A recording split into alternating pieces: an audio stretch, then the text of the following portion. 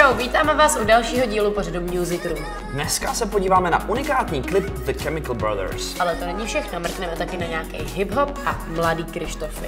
No tak jdeme rychle na to.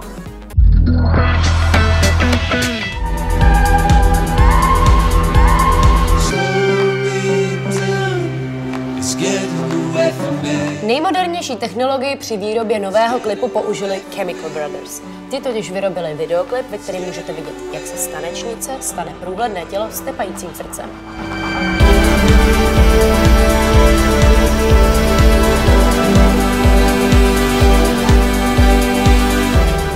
Další ze songů, které Tori Kelly odehrála přímo na střeše hollywoodského studia, se jmenuje Hello.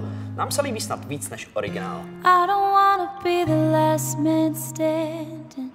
I don't wanna be the lonely one. Picking petals when the party's over. No, it's not any fun. Song JD má na svědomí A$AP Rocky. Konečně taky píseň získala svou videopodobu a nás baví její napůl kreslené provedy.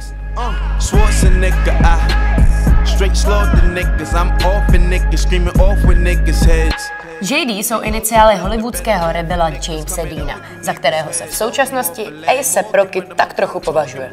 Jeho siluety v klipu také uvidíte. No, co vy na to?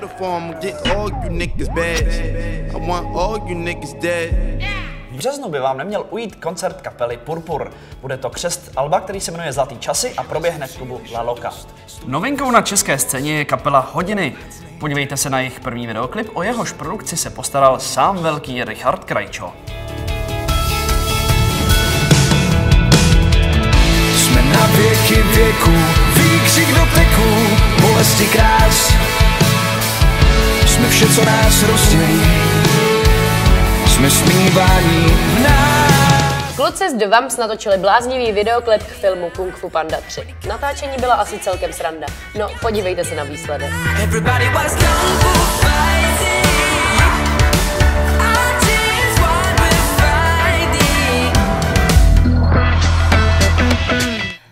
A dnešními vystupujícími jsou kluci z kapely Lola. Na křižovatce cest potkal jsem jednu z jezdříká. Po kapsách nenajdeš sílu ani čest, jen nastup a řekni, kam chceš, chlapče, svést.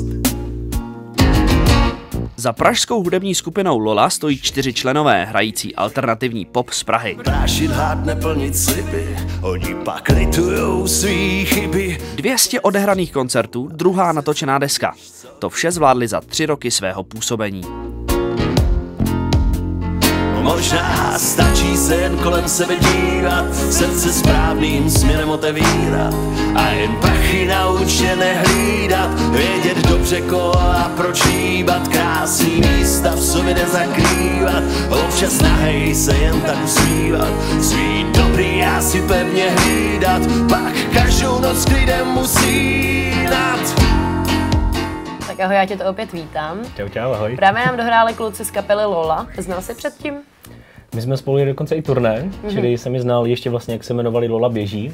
Jeli jsme vlastně já, UDGčka a Lola.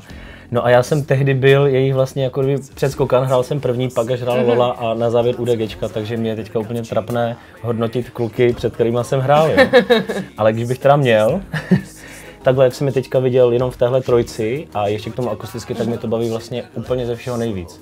Připadá mi, že tohle strašně funguje, strašně mi baví ten pad i místo bicích, je to takové jako svěží, moderní.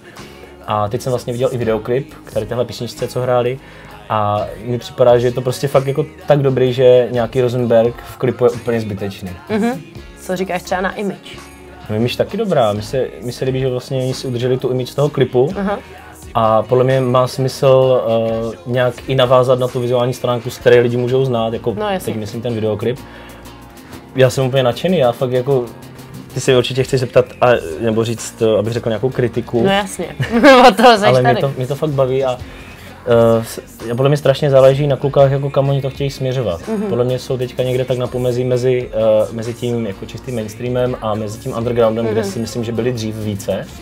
A mě i tady ten střed tě baví, to balancování mě strašně baví na tom. Okay.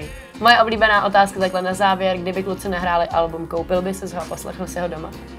Jo, 100%. Jo? Tak jo, Určitě. tak super. Díky moc. Já děkuju. Tak to by bylo pro dnešní díl všechno. Pokud chcete, určitě nás sledujte na Instagramu. No a sledujte nás hlavně i tady, odebírejte nás kliknutím na tohle tlačítko, takže už vám neunikne vůbec nic. Nic. No, takže příště čau. Čau, mějte se.